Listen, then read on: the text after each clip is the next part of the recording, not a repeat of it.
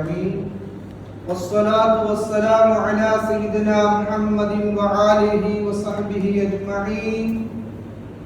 அளவற்ற அருளாளனும் நிகரற்ற பேரன்புடையனுமாகிய அல்லாஹ் ஒருவனுக்கே அனைத்து புகழும் உண்டாகட்டுமாக.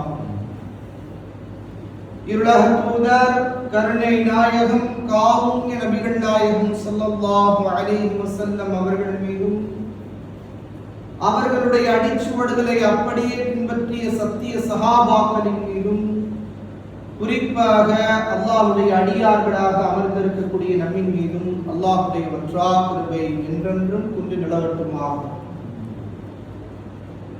அல்லாஹ் தஆலா ஒரு மனிதனுக்கு கொடுத்திருக்கக்கூடிய ஆகச் சிறந்த கிஃப்ட், அதாவது மிகச்சிறந்த அன்பளிப்பு எது அப்படின்னு சொன்னா ஆரோக்கியம் தான். அதனால்தான் நபி மூசா அலைஹிஸ்ஸலாத்து வஸ்ஸலாம் அவர்கள் அல்லாஹ்வோடு எப்போதும் பேசிக்கொண்டே இருப்பார்கள். சூரத்துல் பக்ராவிலும் சரி மற்ற இடங்களிலும் நமது நபிகள் நாயகம் ஸல்லல்லாஹு அலைஹி வஸல்லம் அவருடைய பெயர் 5 இடத்தில் வருகிறது. முகமது என்று 4 இடத்திலும், அகமது என்று 1 இடத்திலும். ஆனால் நபி மூசா அலைஹிஸ்ஸலாத்து வஸ்ஸலாம் அவர்களுடைய பெயர் இருக்கிறது பலதரப்பட்ட இடத்துல வருது. 20க்கும் மேற்பட்ட இடத்துல யார் வர்றாங்க? நபி மூசா அலைஹிஸ்ஸலாம். மூசா அலைஹிஸ்ஸலாம் அவர்களும் அல்லாஹ்வும் அதிகமாக உரையாடி கொண்டிருப்பார்கள். அந்த உரையாடுதல்ல ஒரு உரையாடுதல், யா அல்லாஹ், இப்ப நான் உன்கிட்ட ஒண்ணு கேட்க போறேன். என்னது? இப்போ உன்னிடம் நான் கேட்க போறேன், அதுக்கு நீ பதில் சொல்லு. என்ன கேள்வி? நான் நீயா இருந்து நீ நானாக இருந்தால் என்னிடத்துல என்ன கேட்க? இப்படி உரையாடல் பாருங்க. நான் நீயா இருந்து நீ நானாக இருந்தால் என்னிடத்தில் என்ன கேட்பாய்? அல்லாஹ் சொன்னா ஆரோக்கியத்தை கேட்பான்.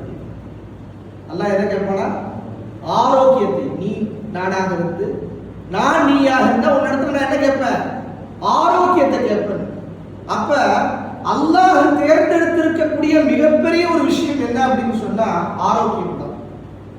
அதனாலதான் ஒரு மனுஷனுக்கு எது இருக்கக்கூடாதுங்க, ஒருத்தவர் 50 வயசு வரைக்கும் வாழ்றாரு, ஒரு மனுஷன் 50 வயது வரை வாழ்றாரு. அந்த 50 வயதுல 47, அதாவது தன்னுடைய ஒரு 50 வயதையும் ஒருத்தவர் கிதாப் எழுதுறதுக்காக, கிதாபை படிக்கிறதுக்காக, குர்ஆன் ஓதுவதற்காக, முழுமையான முறையில இபாதத்துக்காக அந்த 50 வருஷத்தை அவர் கழிக்கிறார். அப்படின்னா அதுதான் அவருக்கு கொடுக்கப்பட்ட ஆகச் சிறந்த ஆயுள். ஒருத்தவர் 80 வயசு வரைக்கும் வாழ்றாரு. அவருடைய 80 வயசுல 40 வயசு வரைக்கும் நல்லா இருக்காரு. அடுத்த 40 வயசு வரைக்கும் கோமா ஸ்டேஜ். என்னங்க, அடுத்த படுக்கையா கிடக்கிறாரு. அவருக்கு என்னன்னே தெரியல. இது சிறந்த ஆயுளாக ஆகுமா அப்படின்னா இது சிறந்த ஆயுளாக ஆகாது. ஒரு மனிதனுக்கு அல்லாஹ் கொடுத்திருக்கக்கூடிய ஆரோக்கியத்தோடு சேர்ந்து ஒரு மனிதனுடைய வாழ்வு அதிகமானது என்று சொன்னால் அதுதான் சிறந்த ஒரு வாழ்க்கை. அதனாலதான் நபிகள் நாயகம் ஸல்லல்லாஹு அலைஹி வஸல்லம் அவங்க இப்படி கேட்பாங்க, அல்லாஹும்ம இன்னக அஃபு, அல்லாஹும்ம இன்னா நஸ்அலுக்கல் அஃவ வல் ஆஃபியத. யா அல்லாஹ், உன்னிடத்தில் ஆரோக்கியத்தை நான் கேட்கிறேன் அப்படிங்குவாங்க. இது அதிகமா கேட்பாங்க. நபி ஸல்லல்லாஹு அலைஹி வஸல்லம் அவங்களுடைய துஆவுல என்ன வார்த்தை இருக்குங்க? அஃவ, உன்னுடைய மன்னிப்பை, ஆஃபியத, உன்னுடைய அந்த ஆரோக்கியத்தை நான் கேட்கிறேன் அப்படின்னு கேட்பாங்க. நபிகள் நாயகம் ஸல்லல்லாஹு அலைஹி வஸல்லம் சொன்னாங்க, அந்த ஆரோக்கியம் எதுல இருக்கு? ஒரு மனுஷனுக்கு அந்த ஆரோக்கியம் எதுல இருக்கு அப்படின்னா மற்ற விஷயத்தை நபி ஸல்லல்லாஹு அலைஹி வஸல்லம் சொல்லல. ஆனா நோம்புடைய விஷயத்தை பத்தி சொல்லும்போது என்ன சொல்றாங்க? சுமு துஸிஹு, நீங்கள் நோன்பு நோருங்கள், ஆரோக்கியம் பெறுவீர்கள். வேற எதையாவது சொல்லியிருக்காங்களா? நபிகள் நாயகம் ஸல்லல்லாஹு அலைஹி வஸல்லம் எந்த விஷயத்துக்கும் சொல்லல. நீங்க அதை சாப்பிடுங்க, நீங்க இதை சாப்பிடுங்க. நபி ஸல்லல்லாஹு அலைஹி வஸல்லம் அவருடைய சிறந்த உணவு என்னங்க? சுரக்காவை பார்த்தீங்கன்னு சொன்னா தேடி நபி ஸல்லல்லாஹு அலைஹி வஸல்லம் என்ன பண்ணுவாங்க? சாப்பிடுவாங்க. ஆனா நபி ஸல்லல்லாஹு அலைஹி வஸல்லம் அவங்க சொன்ன வார்த்தைகள்ல இந்த வார்த்தை என்னங்க? ஆரோக்கியத்துக்காக பயன்படுத்தின வார்த்தை சுமு, நோன்பு நோருங்கள். துஸிஹு, நீங்க என்ன பண்ணுவீங்க? ஆரோக்கியம் பெறுவீர்கள். இன்னைக்கு என்னங்க நோன்பு நோக்கக்கூடிய அந்த பாஸ்டிங் வைக்கக்கூடிய அந்த மக்களை சோதிக்கிறாங்க. எப்படி இருக்கு அவங்களுடைய உடல்வாக, எப்படி இருக்குது உடலுடைய அமைப்பு எப்படி இருக்குது அப்படின்னு நீங்க சோதிக்கிறாங்க. அப்படி சோதனை செய்யும் போது என்னங்க, ஒரு மனிதனுடைய அதிகமான ஆயுட்காலத்தை பெற வேண்டும் என்று சொன்னால் அவன் நோன்பு நோக்கால் அவனுடைய ஆயுட்காலம் அதிகமாகும். அதனால தான் இந்த 30 நாட்கள், இந்த 29 நாட்கள் ஒரு உடம்புடைய மறு சுழற்சியாக நம்முடைய உடல்ல இருக்கக்கூடிய கழிவுகளை எல்லாம் நம்ம வெளிப்படுத்திட்டு என்னங்க இதை ஃப்ரீயாக்கி இதை நம்ம என்ன பண்ணிக்கிட்டு இருக்கோம், சரி செஞ்சுக்கிட்டு இருக்கோம். ஆனா சரி செஞ்சுக்கிட்டு இருக்கோம்னு சொல்றோம், ஆனா என்னங்க 3-3:30 மணிக்கு பிரியாணி ரெடியா இருக்குது, நைட்டு இரவே பண்ண பிரியாணி ரெடியா இருக்குது, மூச்சு முற்ற அளவுக்கு சாப்பிட்டாச்சு. சிக்கன் 65 அது இது எல்லாம் சேர்த்து சாப்பிட்டாச்சு. ரோஸ் மில்கா அதுவா இதுவா என்னென்னமோ குடிச்சு புரோட்டாவா எல்லாம் சாப்பிட்டாச்சு. சாப்பிட்டு அந்த மயக்கத்துல என்ன பண்ணியாச்சு, அப்படியே படுத்தாச்சு. தொழுகல, வணங்கல, இபாதத் செய்யல, திக்ர் செய்யல, எதுவும் பண்ணல.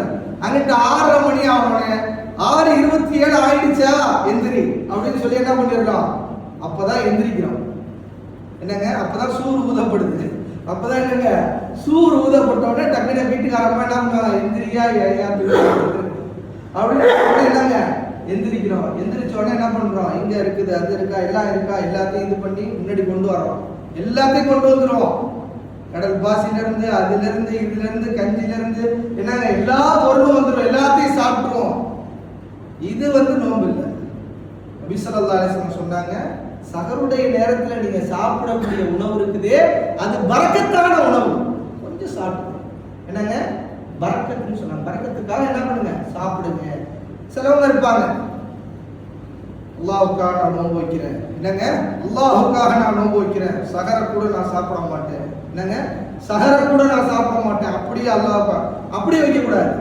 நபி ஸல்லல்லாஹு அலைஹி வஸல்லம் சொல்லியிருக்காங்க, சஹருடைய நேரத்துல எந்திரிங்க, எந்திரிச்சு நீங்க அதை சாப்பிடக்கூடிய சாப்பாடு உங்களுக்கு என்னங்க அது பரக்கத், பரக்கத்தான உணவு சாப்பிட வாங்கினாங்க. அந்த பரக்கத்தான உணவு கொஞ்சோண்டு சாப்பிட்டுக்கணும், கொஞ்சோண்டு தண்ணி. நபி ஸல்லல்லாஹு அலைஹி வஸல்லம் உங்களுடைய வயிறுமே எப்படி இருக்குமா, ஒரு பகுதி என்னங்க உணவாக, ஒரு பகுதி காற்றாக, ஒரு பகுதி சும்மா இருக்கும் தண்ணியாக, ஒரு பகுதி காற்றாக இருக்கும். நாங்க ரசூல் ஸல்லல்லாஹு அலைஹி வஸல்லம் உங்களுடைய உடல் வாங்க பல இடத்துல சாப்பிடாம வந்திருக்காங்க, பல நோன்புகளை வச்சிருக்காங்க. அதனாலதான் ஏழைகளை பற்றி புரிய ஆரம்பிச்சாங்க. அபூ ஹுரைரா ரலியல்லாஹு அவர்கள் போன்ற மிகப்பெரிய சஹாபிகள் நமக்கு கிடைத்ததற்கு காரணம் என்ன தெரியுமா, நபி ஸல்லல்லாஹு அலைஹி வஸல்லம் அவங்க வறுமையை பற்றி தெரிந்து கொண்டு அந்த வறுமையினுடைய விளிம்பிலிருந்து சஹாபாக்கள் ஒவ்வொருத்தவங்களும் என்ன பண்ணாங்க, அரவணைப்பு கொடுத்தாங்க. அபூ ஹுரைரா ரலியல்லாஹு 5000க்கும் மேற்பட்ட சஹாபி, 5000க்கும் மேற்பட்ட ஹதீஸ்களை அறிவித்த ஒரு சஹாபி. மஸ்ஜித் நபவியில பசியுடைய கோலத்துல என்னங்க அந்த மண்ணு தரையில அப்படியே என்ன பண்ணிருப்பாங்களாம், படுத்திருப்பாங்களாம் மயக்கப்பட்டு. ரசூல் ஸல்லல்லாஹு அலைஹி வஸல்லம் என்ன பண்ணுவாங்களாம், எழுப்பி விடுவாங்களாம். எழுப்பி விட்டு தான் வீட்டில் இருக்கக்கூடிய பேரித்த மரத்தினுடைய கீத்துகள் என்ன பண்ணுவாங்களாம், கொடுப்பாங்களாம். அப்படியெல்லாம் பசியோட இருந்த அந்த சஹாபி. அதனாலதான் என்னங்க பல ஹதீஸுகளை அறிவிக்க முடிந்தது, 5000க்கும் மேற்பட்ட ஹதீஸுகளை. அவங்களுக்கு பேர் என்னங்க, அபூ ஹுரைரா, பூனையின் தந்தை. அவங்களுடைய உண்மையான பேர் அப்துர் ரஹ்மான் அப்படின்னு சொல்லுவாங்க, அப்துர் ரஹ்மான் சொல்லுவாங்க. அவங்களுக்கு என்னங்க புனை பேர் என்னங்க, அபூ ஹுரைரா, அதாவது பட்ட பேர்னு சொல்லுவாங்க. எப்பவுமே பூனைகளோட இருக்கனால அவங்களுக்கு அந்த பேர் வைப்பாங்க. அவங்க இந்த ஹதீஸுகளை எல்லாம் 5000க்கும் மேற்பட்ட ஹதீஸுகள்லாம் அறிவித்ததற்கு காரணம் என்ன அப்படின்னு சொன்னா, பசியோடு இருந்ததுனால தான். அந்த பசியை நாம் உணர வேண்டும், ஏழைகளுடைய பசியை நாம் உணர வேண்டும் அப்படின்னு சொன்னா நோன்பை சரியான முறையில் நம்ம நிறைவேற்றினோம் அப்படின்னு சொன்னா அந்த பசியினுடைய உணர்வு நம்முடைய மனதில் வந்துருச்சு அப்படின்னா நம்ம எல்லா மக்களுக்கும் என்ன பண்ணுவோம், அந்த பசியினுடைய உணர்வை புரிஞ்சுட்டு தர்மம் கொடுக்கும். அதனால தான் இந்த பெருநாளுக்கு பேர் என்னங்க, ஏழைகளின் திருநாள். ஏழைகளுடைய பசியும் புரிந்து கொள்ள வேண்டும் என்பதற்காகத்தான் இந்த நோன்பு.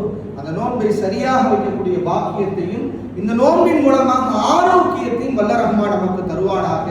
வாஹிரு தஅவானா அனில் ஹம்துலில்லாஹி ரப்பில் ஆலமீன். அஸ்ஸலாமு அலைக்கும் வரஹ்மத்துல்லாஹி தஆலா வபரகாத்துஹு.